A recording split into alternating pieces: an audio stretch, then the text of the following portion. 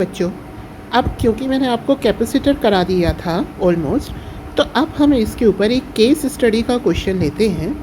ठीक है, देखिए पहले पैराग्राफ देखते हैं। अब parallel plate capacitor consist of a two conducting plate kept generally parallel to each other at a distance. ये सब कुछ हमें मालूम है। When a capacitor is charged, the charge reside on the inner surface of the plate and electric field is set up between them. Thus, electrostatic energy is stored in the capacitor. The figure shown three large square metallic plate, each of side L held parallel and equidistant from each other. तो इसमें देखने वाली चीज़ अब क्या है, ये देखो आप।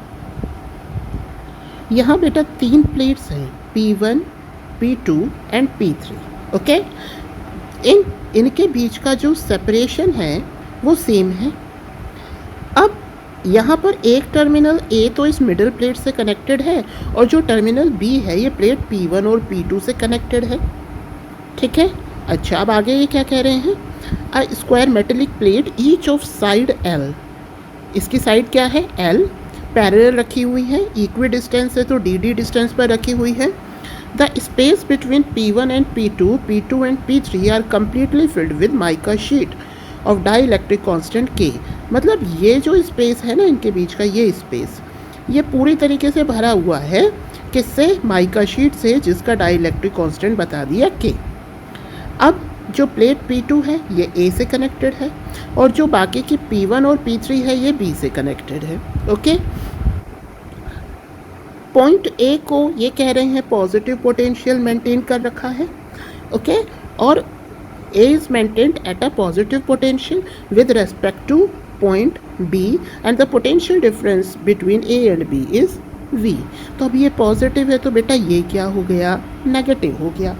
अब हम एक काम करते हैं, इसको ज़रा हम ड्रॉ करके देखते हैं। देखो पहले आप इसको ये देखो, ये प्लेट है P1 और P2। ठीक है बेटा, ये जो P1 और P2 प्लेट है ये एक कॉमन टर्मिनल से जुड़ी हुई है। ठीक है भाई, अब ये एक कैपेसिटर बन रहा है, तो अगर A इस कैपेसिटर की एक प्लेट P1 है तो दूसरी प्लेट क्या है P2, जो किससे जुड़ी हुई है A से।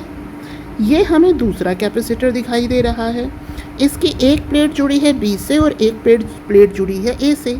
यानी कि अगर हम इस ऊपर वाले कैपेसिटर की बात करें तो इसकी एक प्लेट तो B से कनेक्ट है और एक प्लेट बेटा A से कनेक्ट है। ऐसे ही नीचे वाले कैपेसिटर में एक प्लेट B से कनेक्ट है और दूसरी प्लेट A से कनेक्ट है। तो जब इसके लिए हमने देख रखा है कि जब दो कैपेसिटर ले लें, ठीक है, एक कैपेसिटर ये रहा, एक कैपेसिटर ये रहा, अब दोनों कैपेसिटर की एक एक प्लेट कॉमन हो गई और ये किससे कनेक्ट हो गई A से, और इधर ये दोनों प्लेट, ठीक है, ये किससे कनेक्ट हो गई B से। तो ये तो अपनी मिडल प्लेट हो गई जो कि क्या थी P2। ये दोनों में हमने अलग अलग करके दिखा दी। This is P1 and P3 जो कि जुड़ी है B से, और ये कॉमन प्लेट हो गई जो जुड़ी है A से। मतलब ये अब हमारे पास दो कैपेसिटर बन गए जो कैसे कनेक्टेड है बेटा, पैरेलल कनेक्ट है। ये है सेपरेशन प्लेट्स के बीच का D, ये भी है D। इतना हमें समझ आ चुका, और इसके बीच में जो मीडियम है उसका डाई इलेक्ट्रिक कॉन्स्टेंट है कितना, डाई इलेक्ट्रिक कॉन्स्टेंट है K। अब आगे चलते हैं। क्वेश्चन क्या है, the capacitance of the system between A and B will be. कितना होगा इसका कैपेसिटेंस। तो देखो हम जानते हैं कि पैरेलल कॉम्बिनेशन में बेटा जो इफ़ेक्टिव कैपेसिटेंस होता है वो क्या होता है, C1 प्लस C2 होता है। Is it clear. अच्छा जी, इसके अलावा हमने ये देखा था कि जब कैपेसिटर की प्लेट के बीच में डाइलेक्ट्रिक कांस्टेंट K का मीडियम हो तो उसका कैपेसिटेंस क्या हो जाता है, ये हो जाता है K C0। क्या था, C0 is epsilon not A upon D। अब आप देखिए ये जो दोनों कैपेसिटर हैं ये एक से हैं, इसके बीच का सेपरेशन भी D है दोनों का ही, एरिया भी इनका प्लेट्स का सेम है, और दोनों के बीच में डाइलेक्ट्रिक कांस्टेंट भी सेम है जिसका डाइलेक्ट्रिक कांस्टेंट है K।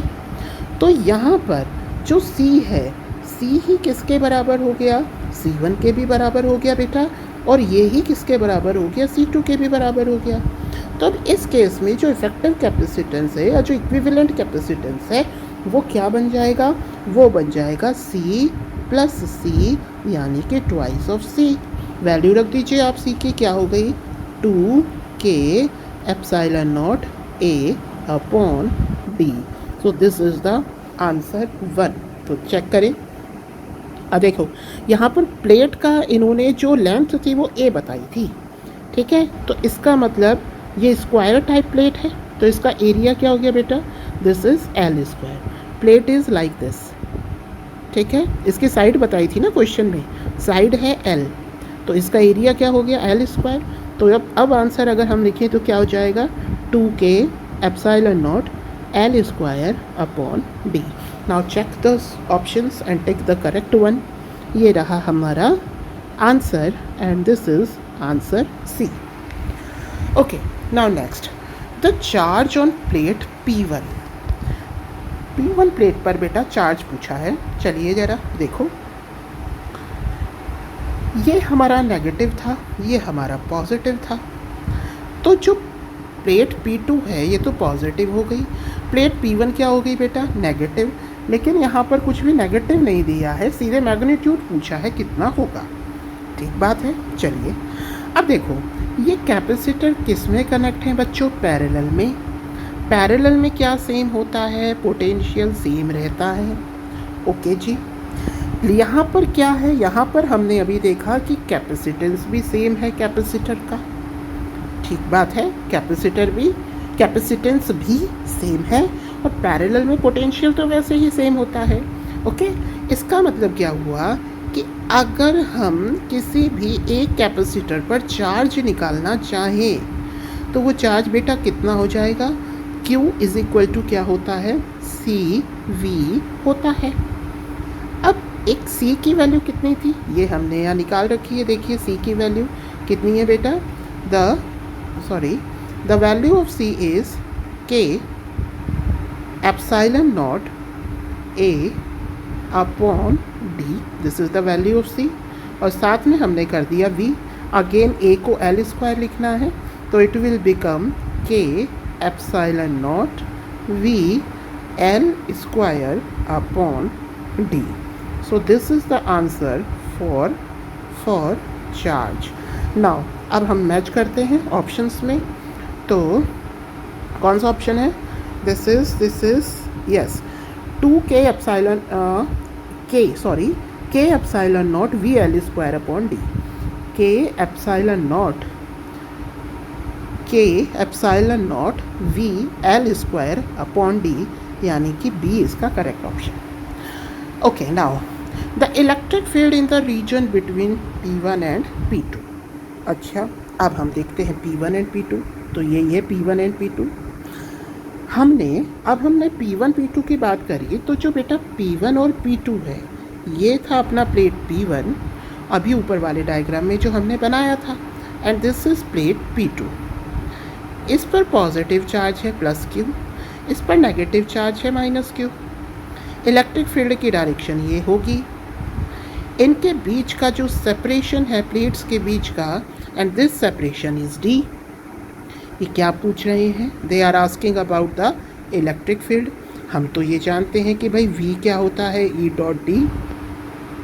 तो according to this E is equal to क्या हो गया, V अपॉन D। अब ऑप्शन देखते हैं क्या है, यस ये मिल गया हमारा answer, that is V upon D। This is the बेटा correct answer. Now the fourth one, the separation between the plate of same area of a parallel plate air capacitor having capacitance equal to that of this system will be, क्या बोला इन्होंने, the separation between the plate of the same area, मतलब यही plates है जिसका area है L square, parallel plate air capacitor का having capacitance equal to that of this system, मतलब ये कह रहे हैं कि अगर हम यहाँ पर जो कैपेसिटर है, ठीक है, यहाँ पर इन कैपेसिटर में हम क्या भर दें बेटा, एयर भर दें, मतलब अब डाइलेक्ट्रिक नहीं है, क्या है, एयर है। ओके देन, एयर है तो अब हमारा कैपेसिटेंस क्या हो जाएगा, अब हमारा कैपेसिटेंस हो जाएगा एयर के लिए epsilon not a upon D.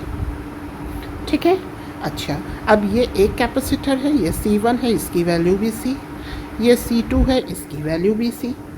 Okay, now parallel combination में जो इक्विवेलेंट कैपेसिटेंस हो जाएगा वो क्या हो जाएगा, it will equal to C1 plus C2 हो जाएगा।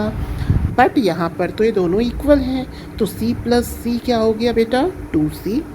C की आप वैल्यू रखते हैं ऊपर से, क्या वैल्यू है C की, 2 एप्सिलॉन नॉट, अगेन ए को क्या लिखें, L square upon D। Okay, this is the value of C equivalent. अब आप देखिए पहले जो हमने किया था C, वो कितना आया था, 2k epsilon naught L square upon D। वो क्या आया था बेटा, 2k epsilon naught L square upon D, ये आया था C। अब हम इसको अगर कंपेयर करें, ओके, इसको अगर हम कंपेयर करें तो अगर ये आपका C इक्विवेलेंट ये है, ये आपका C इक्विवेलेंट था, तो इसको हम लिख देते हैं C इक्विवेलेंट। ओके बेटा, is equal to K times ये वाली जो वैल्यू है, this is K times of this value, जो अब वाली वैल्यू हमने निकाली है। ओके, तो अब देखते हैं एक बार क्वेश्चन क्या था दोबारा से। The question is separation between the plate of same area of a parallel air capacitance have capacitance equal to that of the system।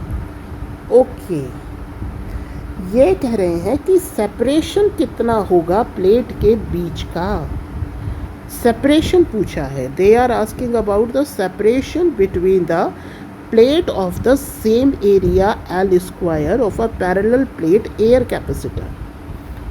ठीक है, they are asking separation. Okay, तो देखिए यहाँ पर ये कह रहे हैं कि अगर हम एयर कैपेसिटर एक लगा दें इसकी जगह तो सेपरेशन क्या होगा, ये रहा फॉर्मूला। ओके, अब देखिए ये केवल ये कह रहे हैं कि ये जो कंबाइंड वैल्यू थी ये वाली, ठीक है, ये जो इफेक्टिव कैपेसिटेंस था 2k epsilon naught L square upon D, अगर इसकी जगह हम एक कैपेसिटर कंसिडर कर लें जिसकी प्लेट का एरिया है L स्क्वायर, तो उसका जो सेपरेशन होगा D डैश, वो इन दोनों को कंपेयर करके किसके बराबर आया, तो देखो epsilon naught L square, epsilon naught L square, तो इन दोनों को कंपेयर किया तो बेटा D डैश किसके बराबर आया, D अपॉन 2k के, किसके बराबर आया, D अपॉन 2k। इसका मतलब हमारा करेक्ट आंसर क्या होगा, D अपॉन 2k यानी कि C।